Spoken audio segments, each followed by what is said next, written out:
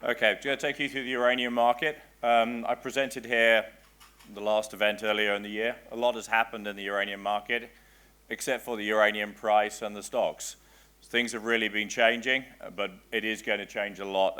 The sentiment has changed, and I'll go through a lot of these issues, really where we are and what GoviEx has achieved since then. Cautionary statements, because there's a lot of issues going forward in our market, that things that may change and the way that they do change. Just a bit about GoviEx first. We are an African-focused uranium company. We're a development company.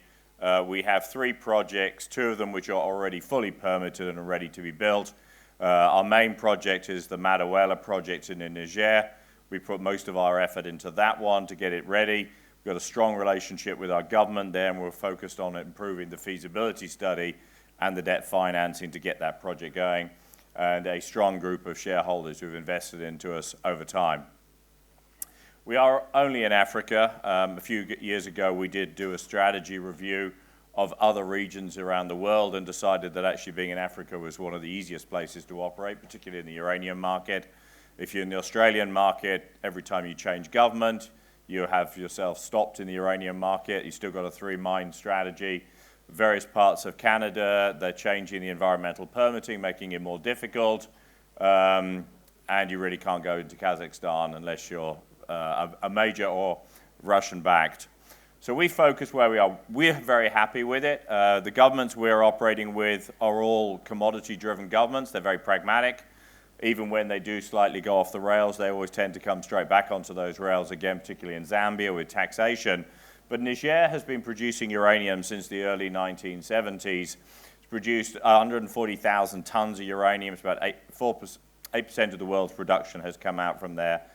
Its problem is that 60% of its exports every year is the revenue generated from uranium, and its existing mines are coming to the end of their life after 50 years of mining, and they need to be replaced. The other benefit is pretty standard law. We're in OHADA. It's a French-backed law system that covers the whole of West Africa. It's a standard business law, and ECOWAS is a trade center. And in fact, in a recent event in Niger, the heads of states of all the African governments have now agreed a all-Africa free trade scenario as well. The biggest one they had to get over the line there was Nigeria, but that now exists and is being developed to make the transfer of material around Africa a lot easier. I used to have about 4 slides for the uranium market, but this comes through as a change. It's 1 slide. It pretty well describes where our market is more than anything else. This is the reference scenario from the World Nuclear Association presented at the beginning of September. It predicts where we are. The top line is the demand side.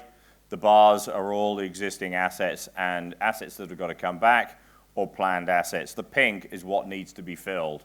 What this is showing is that where we stand on demand, you now need projects to come back into production to fill it. We are in supply deficit.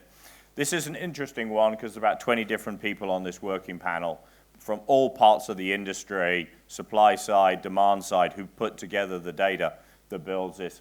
This applies both in the low-risk scenario and the high-risk scenario that you effectively are in supply deficit. You've seen some major changes around the world as well. The French government, for example, recently extended the life of their slowdown on reactors by another 10 years. The US government continues to very aggressively support its reactors going forward. Life extensions are going from 40 years out to 80 years on US reactors. China has now got back into building reactors again after a bit of a pause. That is moving forward. In fact, even the French government has asked EDF to go out and plan 6 new reactors to go forward.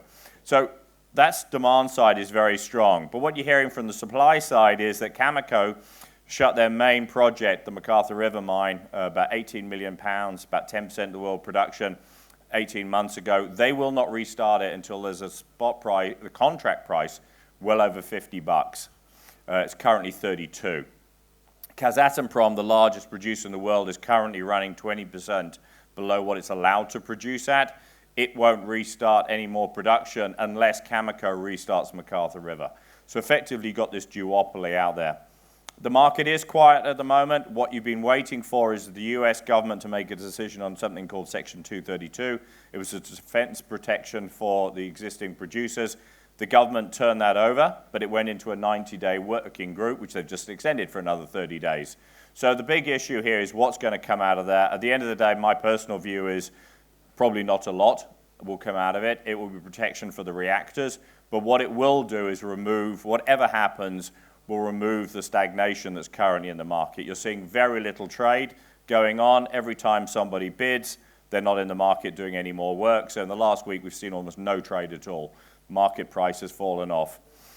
Once this turns around, and you've got Cameco out there who have to meet their existing contracts. They got between 10 and 12 million pounds of uranium still to buy just to meet this year's contracts. And they've got to start looking at Q1 contracts going forward. So it is going to start to move on the uranium market. It has been held down by these existing external factors. They're not supply driven. So expect to see things get very interesting. Where does that put GoviEx? We're a developer. That's what we do. We have these projects. We're ready to get them moving. We start with our Madahuela project. Then we get into our Matanga project. And then after that, we have the Falea project. Madahuela, we've been doing most of our work in Madahuela. It is in the middle of Niger. It looks like that. It's flat, brown, and boring. And the occasional camel wanders over it, but not a lot else. It is a very large resource, 120 million pounds in the ground of measured and indicated. I turned the drill rigs off in 2013 simply because if we couldn't make 120 million pounds work, there's no point in making it 200 million pounds. It's already a 21-year mine life project. And substantial. But this year we went through some major changes. That mining permit, which is the red one, the shape was changed on that by the government for us to include the rest of the open pit. We only had half of the open pit in the mining permit. The other half was in the exploration permit, a function of permitting. But the government's just changed that. That's just extended the life of the open pit to well over 8 years, which means the debt financing we're looking at will only have to finance an open pit and won't need to consider the underground part of the operation. In addition, we've just done a deal with the government removing $14.5 million of debt and payments that were due to them in exchange for a 10% stake in the project itself, thus valuing that project at $145 million for a company with a market cap of $45 million. But in addition to that, they're actually quite happy for us to buy it back from them once we get into commercial production at the same price. So effectively, it's a zero interest, non-recourse loan of $14.5 million. And they've also deferred all other taxes for the next 3 years before we go into production. And then you get another 3 years of profit taxes, which are then deferred as well. Focus here is very much on getting these costs down, improving this project. Already a good project with a cash cost at under $25 and 360 million to produce 2.7 million pounds a year. Focus here has really been on changing that permit, getting that open pit in, but more importantly, making really big changes. My view is that when Cameco gets up and going, Kazatomprom will come in, $50 is the market price we have to work at. We can get this project there. Why? Because we're doing a lot of work on gravity. All of our material is very fine. Once you get it down to a small size, you can apply gravity to this property. We're getting initial results of showing high 90s on uranium recovery, getting rid of 70% of the feed material, but most importantly, we're getting rid of 75% of the calcite. Acid is our single biggest cost on this project. It's 10% of our operating costs, and it's due to very high calcite. We're looking at bringing that down by a lot. That reduces my capital as well on this project. So we're doing additional test work to verify those numbers now in South Africa. Once those are out, we'll be able to put those out into the market. Contract mining is another area we're looking at, which was not available when we did the original PFS. We have the Matanga project as well. This is a very simple open pit heap leach operation. We're just keeping it ticking over. It's got the same all-in cost as Madahuela. Can optimize it more. It's got a lot of upside exploration with deposits between the existing deposits that we currently have. We've got experienced management. We've all been mine builders and been in this industry for a long period of time, and a strong board, particularly Benoit Lassalle from ex-MFO, knows everybody in West Africa. Chris Wallace is a debt guy, and David Coates, CEO of Denison Mines. Currently about $2.5 million cash. The debt that's on this balance sheet was that to the government. It's now gone and has ceased to.